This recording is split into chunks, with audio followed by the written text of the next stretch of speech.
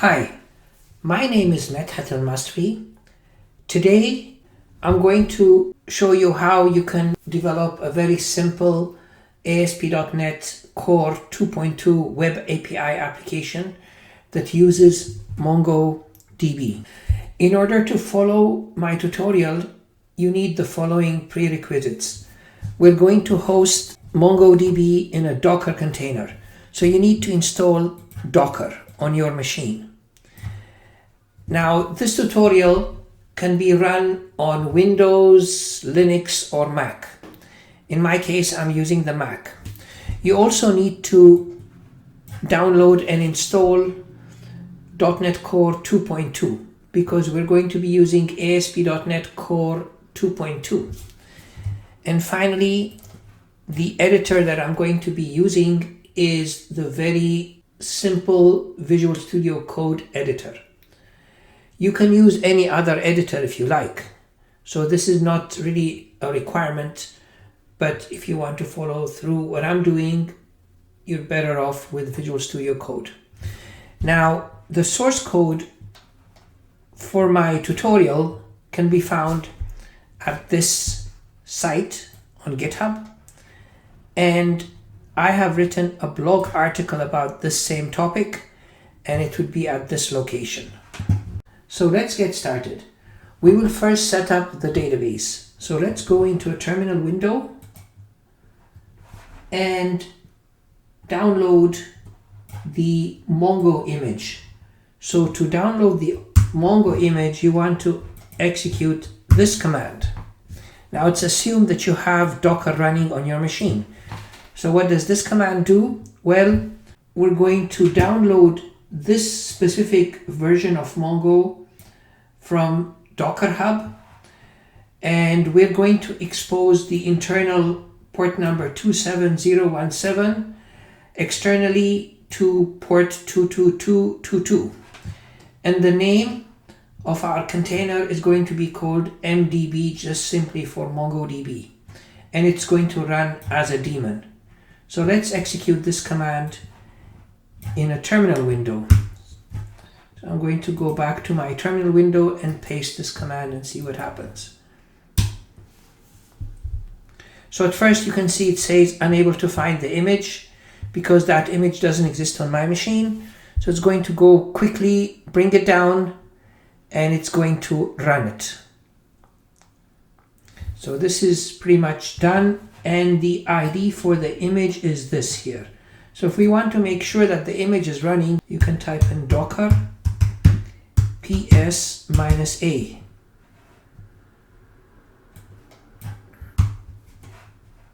Go back in here. And this tells us that this image has been running for 27 seconds. I've got another image that's also running, and this is a CouchDB image. So we don't need to concern ourselves about that. The more important one is the fact that we have our image, which is this one here, that is running. Now, the next thing I want to do is get access to the Mongo command line interface inside of the container so that I can create my database and create some sample data. Now, to do that, I have to create an interactive bash session inside of the container. So the command for doing that would be simply this. I'll write it down here. If I type in docker exec -it, which means interactive, mdb, which is the name of our container, bash. So it's going to start a bash session inside of the container. Let's copy this and come down into our terminal window, paste it, and hit enter. And you can see here that now I'm in a bash session inside of the container. So I'm now playing inside of the container. Now I want to create a database using the command line interface. And the command line interface for Mongo is simply Mongo. If I hit Mongo there, this takes me to the command prompt of Mongo. Now to create a database, I'm going to enter a very simple Mongo command, which is use followed by the name of the database. So I want to create a database called collegedb. So if I simply say use collegedb, it's going to create for me a database by that name. So that's what I'm going to do. Use collegedb, hit enter, and it says switch to collegedb. Now if I type show DBs, you will see that even though the database has switched to collegedb, since there's nothing in there, it doesn't really show me that the database exists. So let me add some sample data. So I'm going to execute another command that creates for me some sample data, and I'm going to write it here for you. This is the command. I'm going to create a collection called students, and I'm going to insert 6 documents. One for Sue, Tom, Anne, Joe, Jan, and Eva. So let me take this command here, copy it, and also paste it in this command line interface. It gives me a bunch of object IDs. These are pretty much the primary keys for the data that has been entered. Let me go back and recall the command show DBs. Now when I say show DBs, you can see that the collegedb has been created and it's got some data in it. If I want to recall the data, I can execute this command, and so you can try it out yourself. So if I go db students, which is the name of the collection, and then find followed by pretty just displays the data in a presentable manner. So let me copy this, come over here and paste it in my terminal window, and you will see this is the data that I entered: Sue, Tom, and so on and so forth. I'm pretty much done with Mongo as far as creating dummy data is concerned. So I can hit Control C here to exit the Mongo command line interface, and I can type in exit here in order to go back to my host machine. And now I'm on my host machine. It is now time for us to create our ASP.NET application that accesses the sample data that we created in MongoDB. So the first step is to go to a folder where we can actually build our application. So I'm going to go into this folder here, and I'll create a folder for my application, and I'm going to call it ASP Mongo. And I'll drop into a terminal window at that location by choosing Services, New, Terminal, Add Folder. And it's going to drop me into this folder here. I want to know what versions of .NET Core do I have, so I can type in .NET version. And you will see that I have here version 3, which is in preview. But this tutorial, I want to do it for ASP.NET 2.2 Core, which is the current release version. We need to find out what versions of the various .NET Core SDKs do we have on our machine. So the command to do that is this: .NET --list -SDKs. So let me take this and paste it here. And you will see that I have 3 versions. I've got 2.1, 2.2, and 3.0. And as I said, 3.0 is in preview, and I want to use this specific version. So if I want to create a ASP.NET MVC application that targets 2.2, I need to create a global.json file that specifies that exact version. So I have to take this particular number here and put it into this command and execute this command: .NET new global.json -SDK version. And so let's take this, copy it, and paste it in our working directory. And you will find out now, if you do a list of what files you have in the folder, we have global.json. That's all we need. Now the next step is to create an MVC application using .NET New. So this is done using this command here, where we're going to instruct .NET to create for us an MVC application template. So let's run this. And in order to see what kind of application it has created for us, we can simply type .NET run.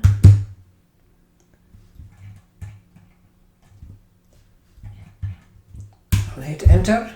Now this is going to run the Kestrel web server, which is listening on SSL 5001 or non-SSL 5000. So let me request for that page. So I'm going to go into Safari here and go ps://localhost 5001, and I'm going to see this page. This is just a simple ASP.NET page. That's good enough for the moment. I'm going to close this. Now the real work begins. We need to have a Mongo driver package. So the appropriate Mongo driver package can be installed using this. Now, the latest version of this MongoDB driver is 2.8.1 as of the time of this tutorial.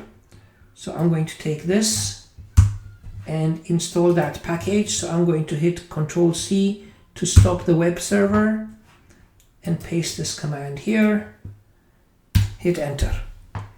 And it's going to get for me that package and install it.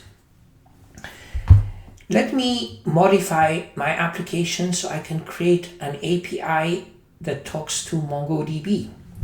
So I'm going to use Visual Studio Code. So I can simply type in here code dot, and it's going to open up the application inside of Visual Studio Code.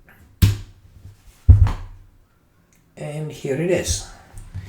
I'll close these pages which I don't need, and you can see here this is my application. I need to create a student class that models the schema in my database. I'm going to click yes on this and close that. So I want to add in my models folder a new file to represent the student.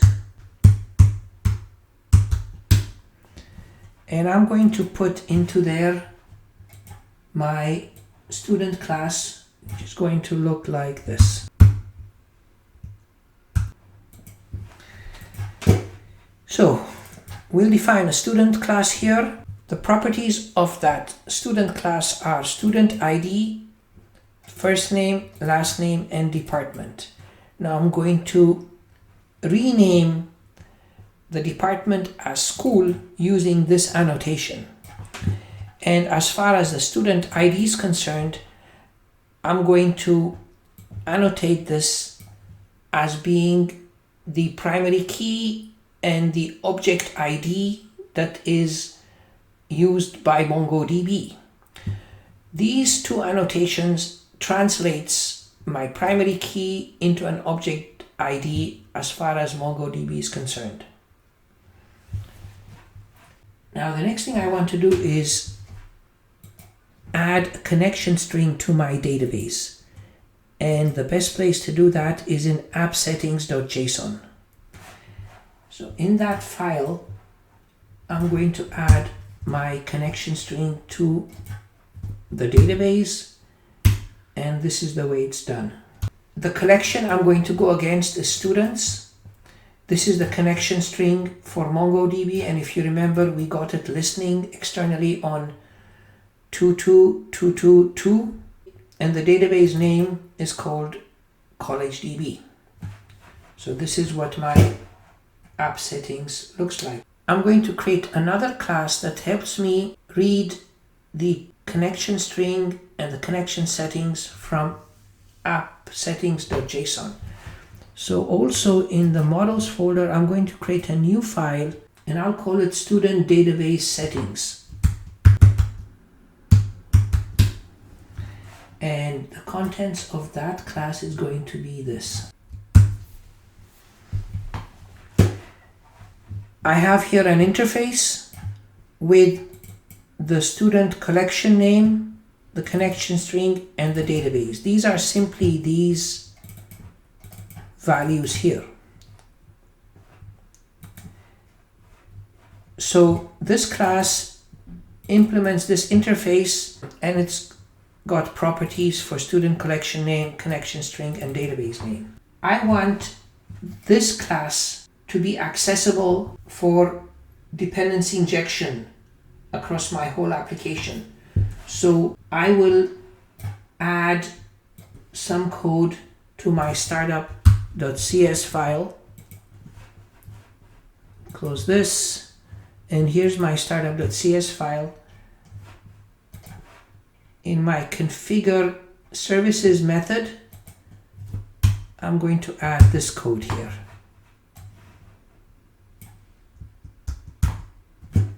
Let me resolve these. Now let's create a folder called services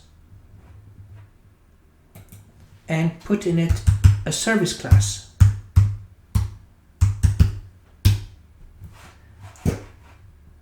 And I'm going to add another class called student service, and this student service is going to be like the middle tier class that knows how to talk to MongoDB.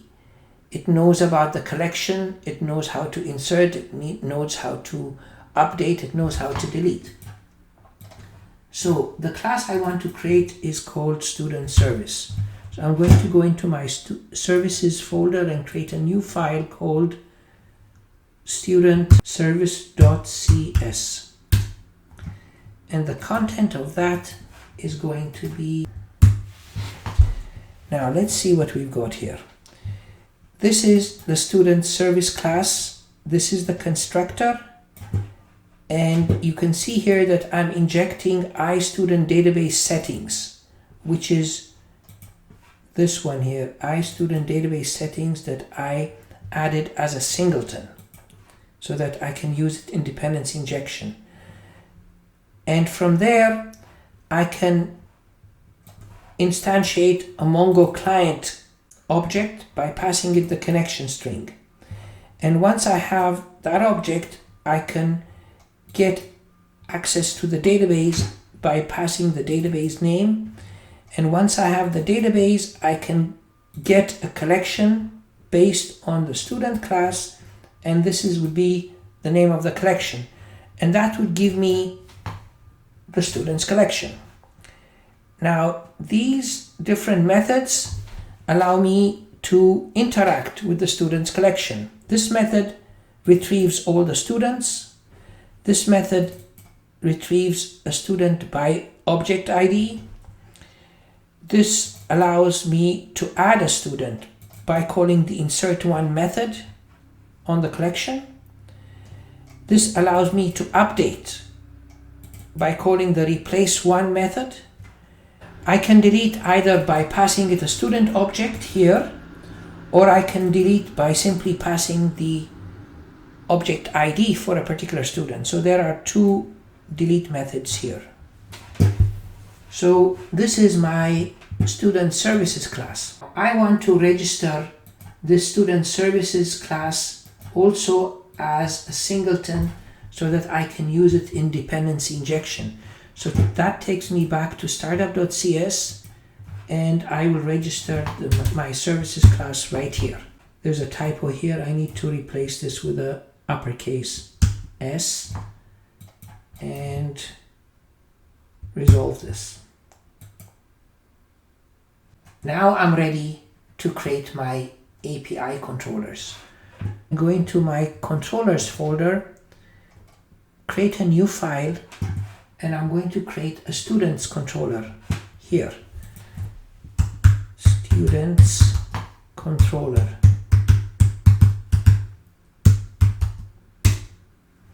And the content for the students controller is very much like what you would normally do if you're dealing, say, with SQL Server or something like that. And here we are. We have our students controller class. It inherits from the controller base class, and the route is API / the name of the controller, and this is annotated as an API controller. So again, in the constructor, I'm using dependency injection to inject the student service. And as I said before, the student service knows how to talk to the database. This is the get method that retrieves all the students. This is the get method that retrieves a student by ID. This is the create method that inserts a student by calling the create in the service. This is the update method, and here is my delete method for removing a student by ID. And you'll see here that we're just gonna be passing the student ID. This is pretty much complete. We should now run our application and see if it does what we expect it to do. So let's go now to the command prompt and do a build by typing in .NET build. And if it builds okay, let's do a .NET run. And let's just test out whether we're able to retrieve the data. So I'm going to go to localhost 5001, and over here I'm going to point to API students. So this is the location I'm going to. Localhost 5001 API students. See what happens. And there you go. It's retrieving data from MongoDB. Let's do this. Let's copy this. Come here, go / and see if we can retrieve by one ID. I'll leave it to you to find out if everything works as far as inserting data is concerned, updating data is concerned, and deleting data. And I assure you that it all works. Thank you for coming this far in my video, and I hope to see you again in future videos. Goodbye.